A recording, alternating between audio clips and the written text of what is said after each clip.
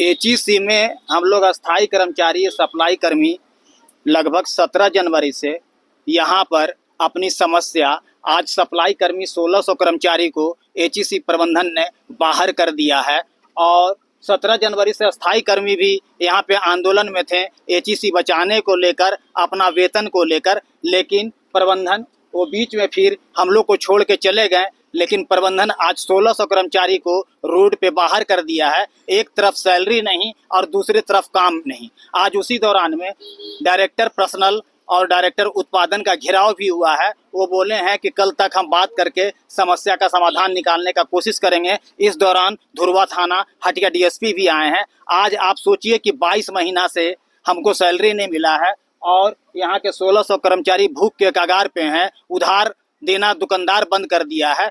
महिलाएं लोग छोटे छोटे बच्चे को घर छोड़कर आ रहे हैं। बद से बदतर स्थिति, ये लू का महीना में लोग सैकड़ों की संख्या में सुबह से शाम तक यहाँ पे अपना रोजी रोटी के लिए और काम के लिए यहाँ पे मजदूर भटक रहे हैं। लेकिन ये बहरा प्रबंधन टाल मटोल आजकल केवल करते रह रहा है और अभी तक इन्होंने समस्या का समाधान नहीं निकाला है। अब हम लोग सब यहाँ करो और मरो का स्थिति में आ गए हैं कि जब तक हमारा समाधान नहीं होता है तब तक हम मुख्यालय में किसी भी डायरेक्टर को अंदर नहीं जाने देंगे, एचएमबीपी में किसी भी डायरेक्टर को अंदर नहीं जाने देंगे, एफएपी में नहीं जाने देंगे। आज 6 दिन से तीनों प्लांट का कार्यालय, हेडक्वार्टर, एचएमबीपी, एफएपी, एचएमटीपी का कार्यालय टोटल ठप है। टेंडर उनका करना काम है। टेंडर कोई जरूरी नहीं है इनको काम में ले जाने के लिए, डायरेक्ट भी जा सकता है। 240 दिन तक के पहले तक 239 दिन तक इससे काम कराया जा सकता है डायरेक्टली मैनेजमेंट का। टेंडर एक बहाना है और ये समय को टाल रहे हैं और देखते हैं कि ये लोग थका करके ये लोग को घर भेजवाते हैं और सरकार भी एकदम नकादरीपना कर रही है। इस पर कोई अंकुश नहीं है।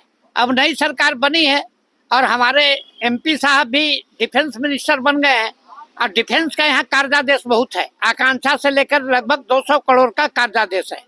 वो चाहे तो हमको 100 रुपया एडवांस दिला करके अपने काम को करा सकते हैं और वर्क ऑर्डर भी बिना डिफेंस का हमारा बिना इनका बनेगा भी नहीं। हाँ, हमारे कारखाने को बेच करके अंडानी अंबानी के हाथ में दे दें, एलएनटी को दे दें और दे करके बनवाने का अगर पैसा कमाना है तो यही काम करेंगे। अन्यथा ये देश का धरोहर है। इस देश में सुई से लेकर के सारी चीजों को बनाता है जिसका आप सामने नमूना देख रहे हैं। इसलिए सरकार की नीति उदासीनता के चलते और 5 साल से एक चेयरमैन नहीं भेजे, बिना कमांडर के फौज कहीं विजय हासिल करता है क्या? ये एचईसी को इन लोगों ने, मोदी सरकार ने अनाथ आश्रम में ढकेल दिया है। अब नई सरकार बनी है, अब क्या करते हैं उनकी वही नीति रहती है कि क्या नई सरकार और आपके सांसद जो बने उनसे उम्मीद है? अरे पहले से सांसद थे, अभी मंत्री बने हैं। उम्मीद नहीं है तो जो उनको उम्मीद लगा के वोट दिए वो जानेंगे। हम तो उनको सांसद अब हमारे भी हैं, हमको बोलेंगे हम तो उनके थ्रू ही बात को पहुंचाएंगे। नहीं पहुंचाएंगे तो जो पहले हम सलूक किया उनके साथ तो हम सलूक करेंगे। हमारा जो रोजी रोटी पर लात मारेगा, पीठ पर लात मार लो लेकिन पेट पर लात मारने नहीं देंगे। ये बात समझ लीजिए। और कोई भी हो, हमारा बाप भी अगर मिनिस्टर बन के खड़ा रहेगा तैयो मैं उसको नहीं छोड़ूंगा।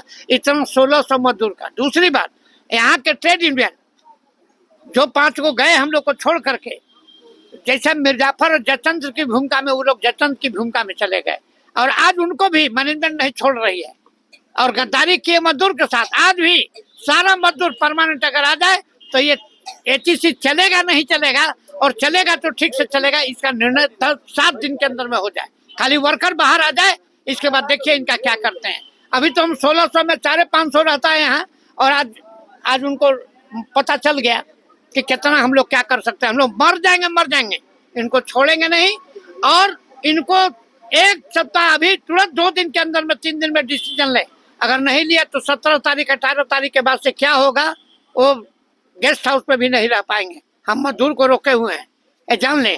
हमारी नौकरी लीजिएगा, हम छोड़ देंगे। हमारा बाल बच्चा भूखे मर गया, स्कूल से नाम कट गया, सारा चीज हो गया।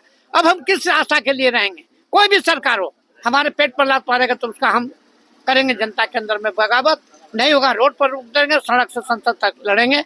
और अब तो अपोजिशन भी मजबूत है, हम करेंगे। सरकार को चेतावनी देते हैं कि एचईसी को अगर बंद करना है तो भी निर्णय लो। हमको नहीं ले जाना है, हमारा हिसाब दे दो, हमारा हिसाब दे दो। हम किसी के मुहताज नहीं है, लेकिन तड़पा के मार रहे हो, यही गुनाह कर रहे हो। और इस तड़पा के मारने का कारण है तो तुम भी तड़प के यहीं पर रहोगे, ये बात जान लो। और ये कारखाना भी तड़पेगा। ये हमारा कहना है।